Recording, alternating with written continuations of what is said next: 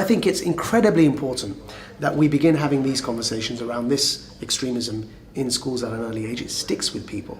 I think that mistakes will be made.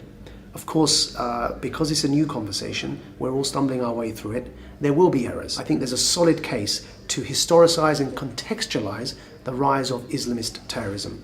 And we can take it back to before 9/11, to the Afghan jihad, and we can give the whole geopolitical context to it. So that, because think about it, the current 15-year-old, we just had the 15-year anniversary of the 9/11 attacks, the current 15-year-old knows no other world. I mean, I remember a time when people would want to visit the Middle East because Arabs were associated with hospitality and generosity. So we've got to be able to somehow contextualize this as modern history, teach what happened from the Soviet invasion of Afghanistan and how jihadism spread from there, through 9/11 all the way up until ISIS, teach the theory, teach the history, and what that also helps to do, by the way, is it normalizes having that conversation, and people will be less nervous and therefore less fearful of having that conversation. I think it's incredibly important that schools hold open discussions about extremism, the role of religion in modern life, secularism, humanism, and cross-cultural, inter-religious and intra-religious education mixed with philosophy.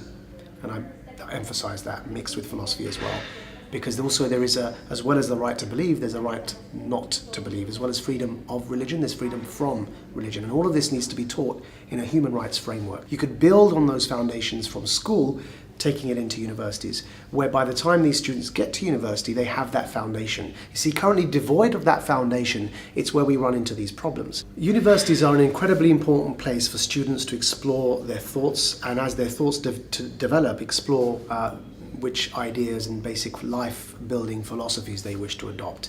I don't believe in banning. As long as the law isn't being broken and violence isn't being advocated, extremist ideas should be challenged and not banned. You know, the BNP are officially non-violent bigots, but we still recognize their bigotry when we see it. So when you have, whether it's a member of the BNP or a member of my former group, Hizb ut-Tahrir, if they're speaking on campuses, they must be challenged. And so I would support an NUS adopted policy that their affiliated student societies commit to making sure that there's a right to debate. So that's an initiative we at Quilliam have started, where we have one full-time staff officer whose sole job it is to go around universities setting up the Right to Debate Society, so that if an extremist is being invited on campus, that there is a rebuttal. I think a more positive approach by presenting alternatives would be a way to move forward without stigmatizing certain societies, and also without driving that conversation underground. We've got to encourage debate, and we've got to encourage challenging people as well on campus. I often say, you don't need to know anything about Islam, about the Quran, about the sayings of the Prophet Muhammad to know that it will always be wrong to enslave women. So you don't have to be an expert in Islam to be able to have that conversation from a human rights perspective. But currently people don't feel empowered to have that conversation because they fear, oh, I don't know enough about the religion. This is not a religious conversation. This has to be a human rights conversation.